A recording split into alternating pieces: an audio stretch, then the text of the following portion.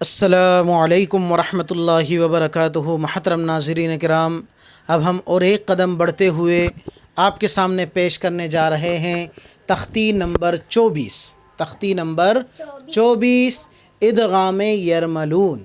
ادغام یرملون، یہ بہت آسان تختی ہے جو ہم آپ کے سامنے پیش کرنے جا رہے ہیں، کیونکہ آپ نے اتنی تختیاں پڑھ لیں تو بچی ایک تختی یہ والی جو تنوین و نون ساکن کی تھی۔ تو اب کیا ہے تختی نمبر 24؟ تو دھیان سے پہلے قاعدہ سمجھ لیں اچھے سے۔ تختی نمبر 24 ادغام یرملون، تنوین اور نون ساکن کا چوتھا قاعدہ۔ ایک بار اور، تنوین اور نون ساکن کا چوتھا قاعدہ ادغام یرملون۔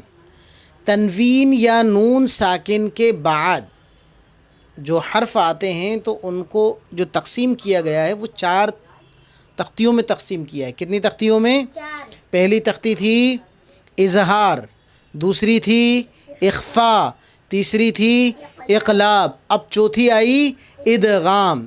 تو اب ادغام کیا ہے؟ تو ادغام کے 6 حرف ہیں، حروف یا را میم، یا را میم، یرم، لام واو نون، یرملون۔ حروف ادغام 6 ہیں، یا را میم لام واو نون۔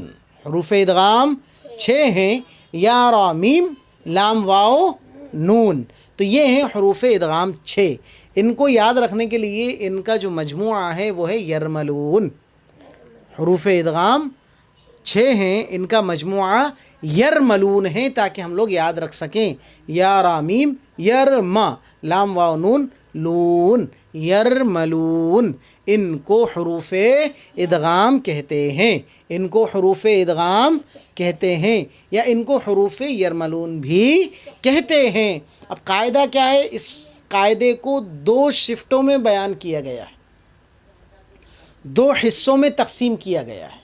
یاد رہے، ہم سمجھیں گے ابھی پہلا حصہ، پھر سمجھیں گے ہم تنوین و نون ساکن کے چوتھے قاعدے کا دوسرا حصہ، یعنی مشق الف اور مشق با، جو نورانی قاعدے میں موجود ہوتی ہے۔ آپ دیکھیں، ہم آپ کے سامنے کچھ دیر کے لیے اسکرین پر بھی شو کر رہے ہیں۔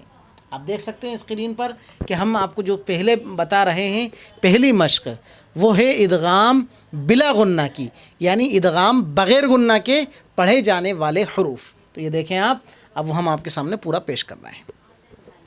تو قاعدہ، تنوین یا نون ساکن کے بعد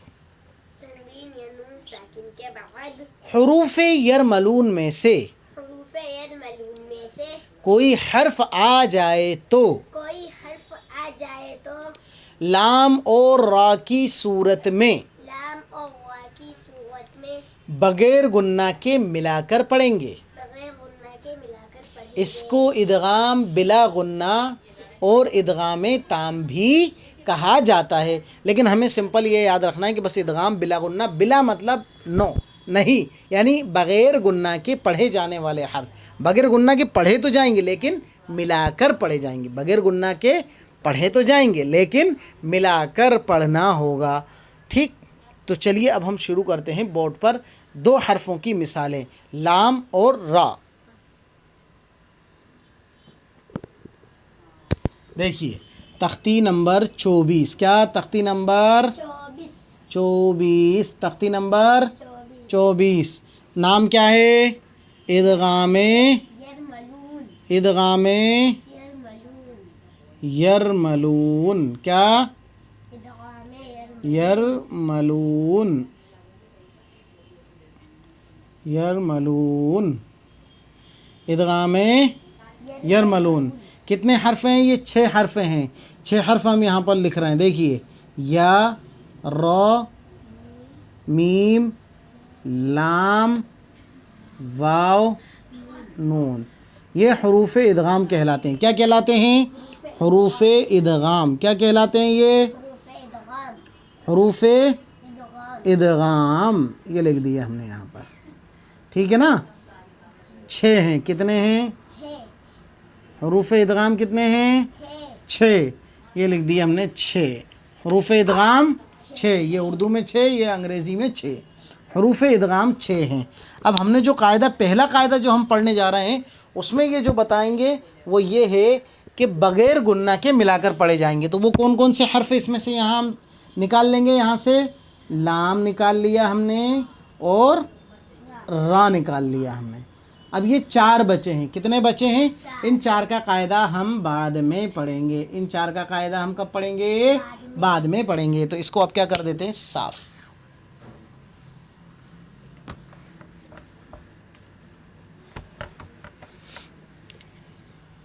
دیکھیے، تنوین یا نون ساکن کے بعد حروف یرملون میں سے لام اور را آئیں۔ کیا آئیں بچوں؟ ہاں، لام اور را۔ اس کی صورت میں بغیر گنہ کے ہمیں ملا کر پڑھنا ہوگا۔ اور یہ کس کے بعد آئیں گے؟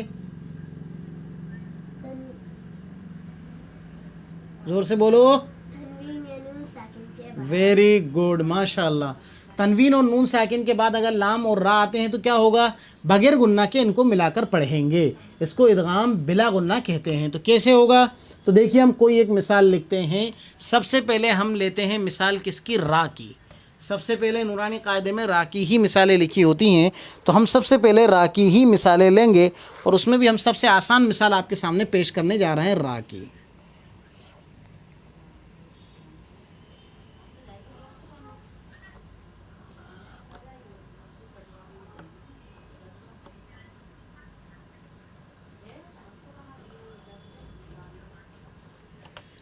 کیا لکھا ہم نے آپ کے سامنے؟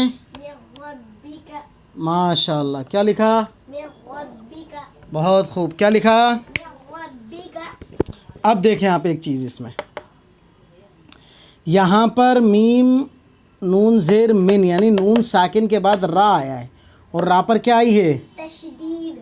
اب ایک چیز اور آپ اس میں خاص طور پر سمجھ لیں کہ حروف ادغام جتنے بھی ہیں اگر وہ تنوین اور نون ساکن کے بعد آتے ہیں تو ان پر ہمیشہ کیا آتی ہے؟ تشدید۔ یاد رہے، ہمیشہ حروف ادغام پر کیا آتی ہے؟ تشدید آتی ہے۔ اس قاعدے کو ذہن میں اچھے سے محفوظ کر لیں، ذہن نشیں کر لیں، تاکہ آپ کو کبھی الجھن محسوس نہ ہو۔ تو اب ہجے کس طرح ہوں گے؟ ہجے کے لوگوں نے اس کے کئی طریقے بتائے ہیں۔ ایک طریقہ تو یہ ہے کہ میم نون را زیر مر، پہلا قاعدہ، لیکن دوسرا قاعدہ سب سے آسان ہے، میم را نون زیر مر۔ ہاں، کیا پڑھا آپ نے اس قاعدے میں؟ ہجے کرنے کا طریقہ آپ مجھے بتائیں گے، آپ نے کیا پڑھا ہے؟ میم نون را زیر مر، یہ پڑھا ہے آپ نے اچھے سے؟ تو آسان ہے یا مشکل ہے یہ آپ کے لیے؟ اور کچھ لوگ کہتے ہیں کہ نون سائلنٹ ہو جائے گا ہجے کرنے میں بھی، جس طرح پڑھنے میں سائلنٹ رہتا ہے، تو ہجے ایسے کرتے ہیں میم را زیر، یہ جو نون ہے یہ سائلنٹ کر دیا جائے گا، یہ نون جو ہے اس کو سائلنٹ کر دیا جائے گا، اور ڈائریکٹ اس کی جب ہجے کیے جائیں گے تو وہ ہوں گے میم را زیر مر، را زبر را با زبر رب، را با زبر رب، مر رب، با زیر بی، مر رب بی، کاف زبر کا، مر ربی کا، یہ اس کے ہجے ہوں گے۔ نون کیا ہو جائے گا؟ سائلنٹ ہو جائے گا ہجے کرنے میں۔ اسی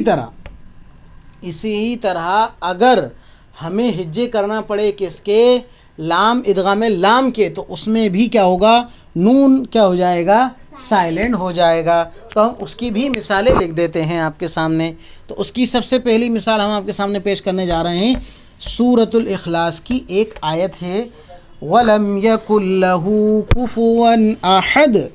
تو یکن لہو، یکن کیا ہے وہاں پر؟